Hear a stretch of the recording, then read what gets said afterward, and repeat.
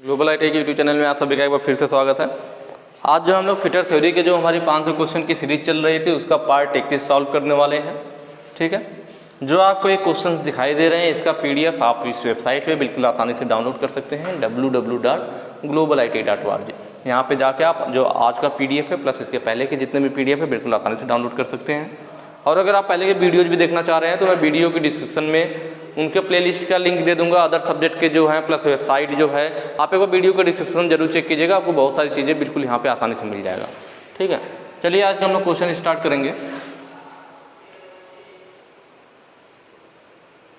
कह रहा है यक्ष से चिन्हित भाग का नाम क्या वहाँ पे दिखा रहा है, देख रहे हैं ना, ये कुछ इस टाइप से बना हुआ है, इसकी टाइम के ऊपर और ये टेपर है, माउस टेपर कटा होता है जनरली, और आगे सिंपल सा है। तो जो हमारा ड्रिल चक होता है, ड्रिल चक को हम पकड़ते हैं किस पे, आर्बर पे, और यह आर्बर का जो टेपर वाला हिस्सा है कहाँ चला जाता है, या मशीन की स्पिंडल में चला जाता है। कुछ मशीन स्पिंडल डायरेक्ट होते हैं जिसमें डायरेक्ट हम ड्रिल बिट को पकड़ते हैं तो उसमें आर्बर नहीं लगा होता है, उसमें मशीन स्पिंडल होता है, उसके अंदर माउस टेपर कटा होता है, मशीन की स्पिंडल के अंदर भी माउस टेपर होता है, तो उसमें हम डायरेक्ट ड्रिल बिट को पकड़ लेते हैं। पर जिस ड्रिल मशीन में ड्रिल चक लगा होता है तो उसमें क्या होता है, जो हमारा स्पिंडल होता है ना, स्पिंडल के अंदर माउस टेपर होता है और उस पर चढ़ा दिया जाता है, उसके अंदर डाल दिया जाता है या आर्बर, और इस आर्बर के ऊपर पकड़ा जाता है ड्रिल चक को। ड्रिल चक को कहाँ पकड़ते हैं, आर्बर के ऊपर पकड़ते हैं। कई बार ये भी एग्जाम में क्वेश्चन पूछा गया है कि ड्रिल मशीन के ड्रिल चक को किस पर पकड़ा जाता है, आर्बर पर पकड़ा जाता है। तो यह फिगर जो दिखाया गया क्या है, आर्बर का है, तो ऑप्शन ए हमारा सही हो जाएगा, आर्बर। वैसे भी अगर नहीं आपको मालूम तब भी आप देख सकते हैं ड्रिल चक ऑप्शन से भी आप पकड़ सकते हैं। मान लीजिए आप आर्बर नहीं पहचान रहे, ऑप्शन देखिए ड्रिल चक, भाई ड्रिल चक है, ड्रिल चक तो है नहीं, आप जानते ही होंगे। चक की भी वैसा नहीं होता है, ड्रिल बिट भी वैसा नहीं होता है, इसका मतलब ऑप्शन क्या बच गया, आर्बर। तो मैंने बताया इसीलिए कि अगर आप सही से डीपली पढ़ाई करोगे तो उसका फायदा यही है कि कभी कभी ऐसे क्वेश्चन आएंगे सामने जो आपने कभी पढ़ा ही नहीं है, लेकिन बाकी 3 ऑप्शन के बारे में आप जानते रहेंगे तो अपने आप चौथा ऑप्शन मिल जाएगा। ये भी एक तरीका होता है ऑप्शन बेसिस क्वेश्चन करने का। ठीक है, कौन से रीमर में एक लंबा टेपर लीड होता है, इनमें से कौन सा ऐसा रीमर है जिसमें लंबा टेपर लीड होता है। ये भी हमने पहले बात किया हुआ है कि सॉकेट रीमर जो था वो आंतरिक माउस टेपर के लिए था। हैंड रीमर जो होता है उसकी जो होती टेपर लीड सबसे अधिक लंबी होती है। तो ऑप्शन देख लेते हैं, ऑप्शन बी यहाँ पे है, हैंड रीमर। सबसे लंबा टेपर लीड किसमें होता है, हैंड रीमर में होता है। ड्रिल किए गए होल पर किस प्रकार का दोष है, देखिए ये दिखाया गया फिगर में एक, और पूछ रहा है कि अगर हम इससे ड्रिल कर रहे हैं तो जो होल होगा उसमें किस प्रकार का दोष होगा। तो आप ध्यान से देखिए इसमें प्रॉब्लम क्या है, देख रहे हैं ना, ये वाला हिस्सा लंबा है, मतलब एक कटिंग, एक लिप्स दो है लंबा है और दूसरा छोटा है, मतलब कटिंग एज असमान है, या लिप्स कह लीजिए असमान है। अगर यह समान होते तो होल बराबर बनता, असमान है मतलब अगर हमें इतना होल बनाना था, इसी के बराबर यहाँ भी लंबाई होनी चाहिए थी, पर इधर ज़्यादा हो गया। अगर इसी के बराबर रहा होता तो हमारा होल किस साइज का बनता, इस साइज का बनता। कटिंग लिस्ट जितना इधर है, कटिंग एज जितना इधर है, सेम टू सेम उतना इधर भी होना चाहिए, सेंटर में लाइन आनी चाहिए थी ना। अगर बराबर दूरी रही होती तो हमारा होल इस साइज का बना होता। लेकिन अब देखिए क्या हुआ, एक साइड तो कटिंग एज ठीक है पर एक साइड की कटिंग एज की लंबाई ज़्यादा हो गई है। जब लंबाई ज़्यादा हो गई है तो इधर वाला तो कम काटेगा, इधर वाला ज़्यादा काटेगा, इस वजह से अब होल कितना होगा, इतना बड़ा बनेगा। होल जहाँ हमें इतना बड़ा बनना चाहिए अब उसकी जगह होल इतना बड़ा बनेगा। किसकी वजह से, यह जो इसके असमान लिप्स है, या कह लीजिए जो कटिंग एज की लंबाई असमान है, तो इससे क्या दिक्कत हो रही है, इसका लंबाई असमान होने की वजह से ड्रिल का होल ज़्यादा बन जा रहा है। इसका मतलब जो हमारा होल होगा वो ओवर साइज होल होगा। ऑप्शन सी देख रहे हैं ना, ओवर साइज होल। क्या प्रॉब्लम आएगी, ओवर साइज होल को मतलब बड़ा होल बन जाएगा। और ओवर हीट, बी वाले में ओवर हीट था ना, ओवर हीट कब होता, जब क्लियरेंस एंगल सही नहीं होता, तब ओवर हीट होता है। आगे अगर ग्राइंडिंग व्हील के छिद्र बंद हो जाए तो क्या दोष है। ग्राइंडिंग व्हील के छिद्र बंद होने का मतलब कह रहा है कि अगर मान लीजिए हमारे पास क्या है, ग्राइंडिंग व्हील है ऐसे, और इस पे हमारे क्या होते हैं, ग्राइंडिंग व्हील में हमारे अब्रेसिव पार्टिकल होते हैं। तो कह रहा है कि अगर अब्रेसिव पार्टिकल बंद हो जाए, मतलब जो अब्रेसिव पार्टिकल होते हैं उनके बीच में गैप होता है इस टाइप से। अब्रेसिव पार्टिकल अगर देखा जाता है ऐसे ऐसे होते हैं अलग अलग, ठीक है, इनके बीच में गैप होता है, तभी तो कटाई करते हैं। तीक्ष्ण धार वाले होते हैं, शार्प एज वाले होते हैं, तो ये कटाई करते हैं। पर यह बंद हो जाए, बंद हो जाए का मतलब क्या है कि इसमें चिप्स भर जाए, इनके बीच में अगर चिप्स भर जाएगा तो यह क्या होगा, इनके छिद्र बंद हो गए, अब ये एक बराबर हो गया, तो यह कटाई करेगा नहीं करेगा, सही से कटाई भी नहीं करेगा, सरफेस पे इन चिप्स के निशान भी आएंगे। तो ये वही कहना चाह रहा है कि यदि अगर ग्राइंडिंग व्हील के छिद्र बंद हो जाए, छिद्र बंद हो जाए का मतलब क्या है कि इन ग्राइंडिंग व्हील के जो एब्रेसिव पार्टिकल है उनके बीच में हमारे जॉब के जो बुरादे थे, जो चिप्स निकल रहे थे, वह इनके बीच में भर गए हैं, लोड हो गए हैं, मतलब लोडिंग। तो वह क्या कहलाता है, लोडिंग कहलाता है। मैंने आपको बताया था कि अगर एब्रेसिव पार्टिकल घिस जाए और अपने स्थान को न छोड़े और उनकी सतह चमकदार हो जाए, चमकदार का जरूर नाम लेगा कि अगर एब्रेसिव पार्टिकल घिस जाए और अपने स्थान को न छोड़े और उनकी सतह कैसी हो जाए, चमकदार हो जाए। जब सतह चमकदार हो जाएगी तो वह ग्लेजिंग कहलाता है। लेकिन अगर इनके बीच में एब्रेसिव पार्टिकल के बीच में हमारे कण भर जाए, लोड हो जाए, जो जॉब के कण थे वह भर जाए या लोड हो जाए, या कह लीजिए उनके छिद्र बंद हो जाए, तो वह लोडिंग कहलाता है। ठीक है, ग्लेजिंग होगा तो सतह चमकदार का जरूर नाम लेगा।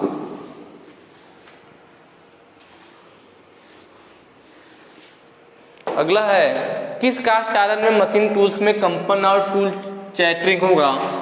चैटरिंग का मतलब आवाज आना को कम करने की क्षमता होती है। कौन सा कास्ट आयरन होता है जिसमें मशीन टूल्स में वाइब्रेशन और चैटरिंग दोनों को कम करने की क्षमता होती है। तो आप लोग ध्यान से देखिएगा कि जब भी हम बात करते हैं, कोई भी मशीन हो, लेथ मशीन हो, बेंच वाइस हो, तो कास्ट आयरन की जब बात आती है कि यह किसका बना हुआ, कास्ट आयरन का, तो उसके बाद फिर हम थोड़ी सी अगर डीपली बढ़ते हैं तो ग्रे कास्ट आयरन लोग नाम लेते हैं। कास्ट आयरन से जनरली बोल देते हैं, पर थोड़ा सा डीपली जाते हैं तो क्या कहते हैं कि भाई लेथ मशीन का बेड है, ग्रे कास्ट आयरन का बना होगा। क्यों बना होगा, क्योंकि लेथ मशीन जो कास्ट आयरन होता है उनमें वाइब्रेशन सहन करने की क्षमता होती है। इसीलिए कोई भी मशीन होती है, उसका बेड हो या लेग हो, खास करके वो सब चीज़ें, या जो बेस होता है ड्रिल मशीन का, जिनकी भी मतलब मशीन के नीचे वाला हिस्सा जिसे जमीन पे रखा जाना है, फाउंडेशन पे रखा जाना है, वह कास्ट आयरन का बनाया जाता है। क्यों, क्योंकि उनमें कंप्रेसिव फोर्स सहन करने की क्षमता होती है, प्लस वाइब्रेशन को कम करने की क्षमता होती है। मशीन चलेगी, वाइब्रेशन होगा, पर कास्ट आयरन वाइब्रेशन को सोख लेता है, तो उससे ज़्यादा मशीन में कंपन नहीं होता है, तो कंपन को भी कम कर देता है, प्लस चैटरिंग भी, आवाज़ भी कम आती है। तो ये किसमें, ये कास्ट आयरन में अलग अलग टाइप के कास्ट आयरन होते हैं, उसमें ग्रे कास्ट आयरन की स्पेशली क्वालिटी होती है। किसकी होती है, यह क्वालिटी ग्रे कास्ट आयरन की होती है। ठीक है, ग्रे कास्ट आयरन अच्छी इसमें ढलाई करने के भी गुण होते हैं, मतलब इसकी अच्छी फ्लूइडिटी होती है। कई बार ये भी एग्जाम में पूछा गया है, ग्रे कास्ट आयरन का क्या होता है, अच्छी फ्लूइडिटी का मतलब जिनका बहाव अच्छा है, तभी इन्हें आसानी से अच्छे से ढाला जा सकता है। ग्रे कास्ट आयरन को आसानी से अच्छे तरीके से ढाला जा सकता है। वहीं व्हाइट कास्ट आयरन की बात करें तो व्हाइट कास्ट आयरन की वेल्डिंग नहीं की जा सकती है, इसकी वेल्डिंग नहीं की जा सकती। यह भी कई बार एग्जाम में, आपके कॉम्पिटिटिव वाले एग्जाम में पूछा गया है, वेल्डिंग नहीं की जा सकती ग्रे कास्ट आयरन की, सॉरी व्हाइट कास्ट आयरन की वेल्डिंग नहीं की जा सकती है। यह बहुत ही हार्ड होता है, बहुत हार्ड होता है। अगर बहुत ज़्यादा हार्ड है तो इसकी मशीनिंग भी सही से नहीं हो पाएगी। ये कोई बताने वाली चीज़ नहीं है ना भाई, कोई मटेरियल हार्ड है तो जल्दी घिसेगा नहीं, तो उसकी मशीनिंग जल्दी नहीं हो पाएगी। मतलब मशीनिंग करना इनका आसान नहीं होता है, क्योंकि व्हाइट कास्ट आयरन बहुत हार्ड होता है और इसकी वेल्डिंग नहीं की जा सकती है, ध्यान रखना है। ग्रे कास्ट आयरन की वेल्डिंग कर सकते हैं। उसके बाद आता है ग्रंथली कास्ट आयरन, जो मैंने बताया था आपको। ग्रंथली को क्या बोलते हैं, नोडुलर। ठीक है, नोडुलर कास्ट आयरन बोल सकते हैं, डक्टाइल कास्ट आयरन बोल सकते हैं। कई बार तो इसका नाम ही पूछ लेता है कि नोडुलर कास्ट आयरन को आपने किस नाम से जानते हैं, तो डक्टाइल वाला तो नहीं, ये वाला ऑप्शन में मिलेगा आपको,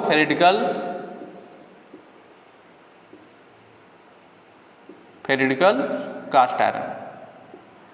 ठीक है, तो ये ध्यान रखना है कि नोडुलर कास्ट आयरन को ही स्फेरिकल कास्ट आयरन भी कहते हैं। यहाँ पे थोड़ा सा छूट गया है,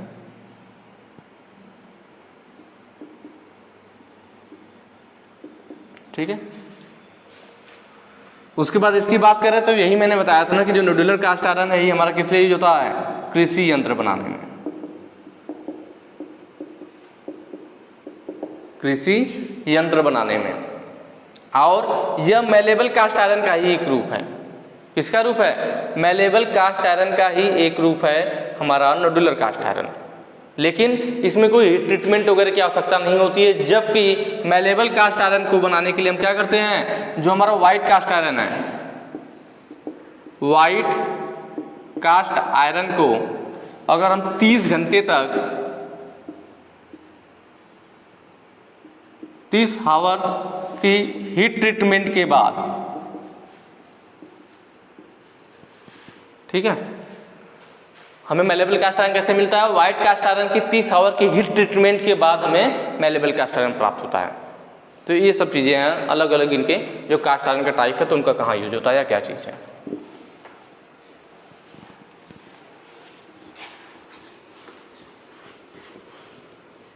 अगला क्वेश्चन है, रॉट लोहे का उत्पादन के लिए किस भट्टी का उपयोग किया था? रॉट आयरन, रॉट आयरन का मतलब पिटवा लोहा, रॉट आयरन का मतलब पिटवा लोहा। और मैंने पहले भी बताया था, प से पिटवा लोहा और प से पुडलिंग फर्नेस, और यहाँ पे पुडलिंग को पुडिंग लिख दिया है, ठीक है, वही बात है, पुडिंग या पुडलिंग, पुडलिंग फर्नेस होता है हमारा। तो पुडलिंग फर्नेस से हमें क्या प्राप्त होता है? रॉट आयरन या पिटवा लोहा। ब्लास्ट फर्नेस से क्या प्राप्त होता है? Pig iron. क्या प्राप्त होता है? पिग आयरन प्राप्त होता है। कपोला भट्टी या क्यूपोला भट्टी जो कह रहे थे, क से कपोला और क से कास्ट आयरन, मतलब कपोला भट्टी से हम कास्ट आयरन मिलता है। इलेक्ट्रिक आर्क फर्नेस जो है स्टील के उत्पादन के लिए यूज किया जाता है। किसके लिए होता है? स्टील उत्पादन में हम इसका यूज करते हैं, स्टील के उत्पादन में। एक मिनट सर, थोड़ा ऊपर लीजिए।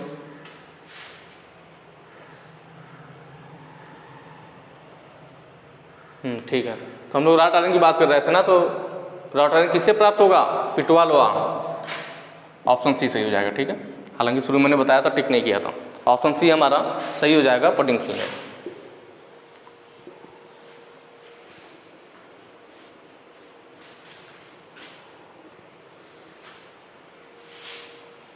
नेक्स्ट है, जस्ता निकालने के लिए किस अयस्क का उपयोग किया जाता है? जस्ता का मतलब जिंक से, मतलब जिंक प्राप्त करने के लिए हम कौन सा अयस्क यूज करते हैं? सारे अयस्क के बारे में देखेंगे। तो पहला दे रखा है बॉक्साइट। बॉक्साइट से क्या प्राप्त होता है? तो ये तो ज़्यादातर लोगों को पता होना चाहिए क्योंकि ये बहुत ही फेमस है, बहुत पहले से पढ़ते आ रहे हैं। एल्यूमिनियम, एल्यूमिनियम, एल्यूमिनियम किससे प्राप्त होता है? बॉक्साइट से प्राप्त होता है। बॉक्साइट अयस्क से हमें एल्यूमिनियम प्राप्त होता है। गैलेना, गैलेना से लेड प्राप्त होता है। लेड का मतलब शीशा, शीशा प्राप्त करने के गैलेना कह लीजिए, या लेड सल्फाइड बोलते हैं, लेड सल्फाइड या फिर लेड ग्लांस भी होता है, इनसे प्राप्त किया जाता है शीशा। ये हमारे अयस्क हो गए, ठीक है। Galena, lead sulphide, lead sulphide से हमें शीशा प्राप्त होता है। बॉक्साइट से एल्युमिनियम प्राप्त होता है। कैलेमाइन है, देखिए कैलेमाइन हो गया, फ्रैंकीनाइट होता है, कैलेमाइन, फ्रैंकीनाइट और जिंक ब्लेंड, जिंक ब्लेंड, और होता है आपका जिंकाइट, जिंकाइट। ये जितने भी अयस्क हैं, इन अयस्क से हमें क्या प्राप्त होता है? इनसे प्राप्त होता है जिंक। जिंक का मतलब जस्ता, ठीक है। तो यहाँ जस्ता का पूछा था कौन सा अयस्क, तो कैलेमाइन, फ्रैंकेनाइट, ये सब किसके? जिंक के। मतलब कैलेमाइन से क्या प्राप्त होता है? जिंक प्राप्त होता है। ऑप्शन हमारा सी सही होगा। वहीं कैसिटेराइट की बात करें तो कैसिटेराइट और टीन स्टोन, कैसिटेराइट और टीन स्टोन से हमें क्या मिलता है? हमें मिलता है टीन। तो ये सारे आप अयस्क ध्यान रखिएगा कि किससे क्या प्राप्त हो रहा है। तो ये जो है कैलेमाइन जो था वो जिंक का अयस्क था। किसका अयस्क था? जिंक का। जिंक के और भी अयस्क होते हैं, फ्रैंकीनाइट, जिंक ब्लेंड, जिंकाइट, ये सारे भी चारों हैं। चारों किसके अयस्क हैं? जिंक के हैं।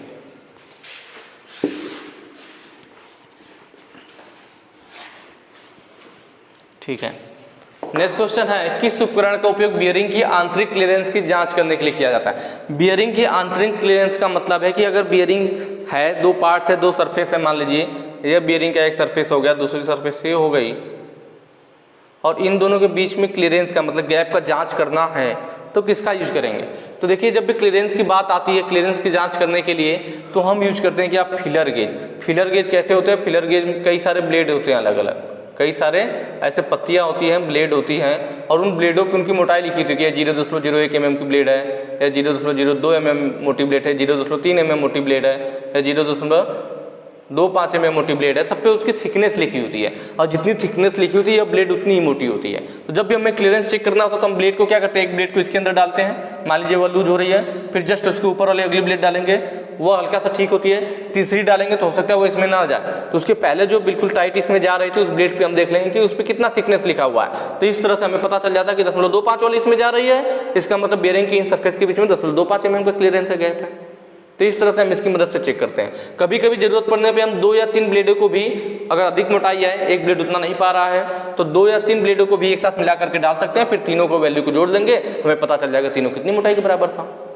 तो फिलर गेज का यूज किया जाता है आंतरिक क्लियरेंस की जांच करने के लिए। डेप्थ गेज गहराई मापेगा, वर्नियर कैलिपर आप जानते हैं इंटरनल डायामीटर, भाई एक साइड से एक्सटर्नल ले सकते हैं, ऊपर वाले साइड से इंटरनल डायामीटर ले सकते हैं, और गहराई को भी माप सकते हैं, तीनों काम करता है। ठीक है, अगले क्वेश्चन पे चलते हैं।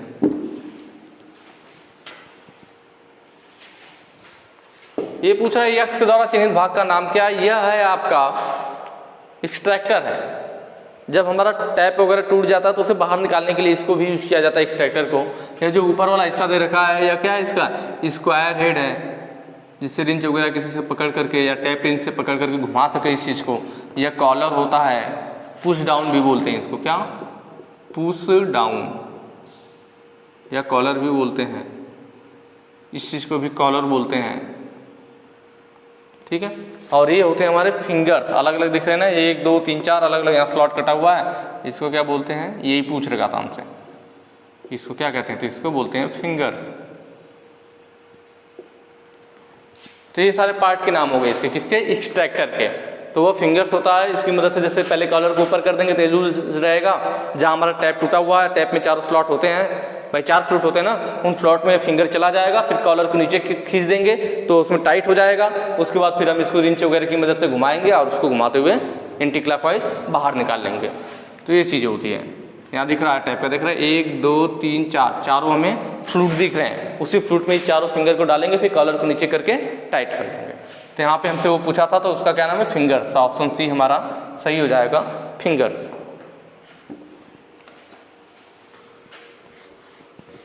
ठीक है, अगला क्वेश्चन है डाई स्टॉक में सेंटर स्क्रू का लाभ क्या है?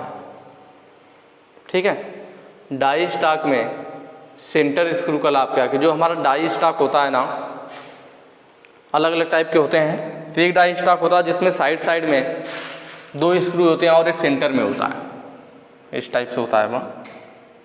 वह फिक्स वाले के लिए यूज करते हैं। एडजस्टेबल वाला अलग टाइप का होता है, फिक्स वाला होता है इस टाइप से बीच में गोलाई में बना होता है जिसमें, और यहाँ पे क्या होता है, 2 साइड में स्क्रू होते हैं, एक इधर और एक सेंटर में स्क्रू होता है।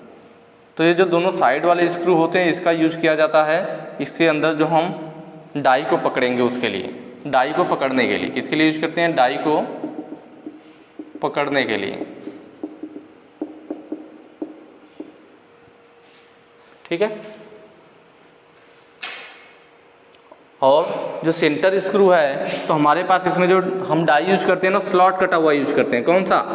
स्लॉट कटा हुआ, मतलब ये डाई होगी ऐसे और यहाँ पे क्या होगा, स्लॉट कटा हुआ। तो ये स्लॉट कटा हुआ हिस्सा इस सेंटर स्क्रू के सामने रहेगा। तो जब हम इस सेंटर स्क्रू को टाइट करेंगे तो वो क्या होगा, स्लॉट के बीच में आएगा।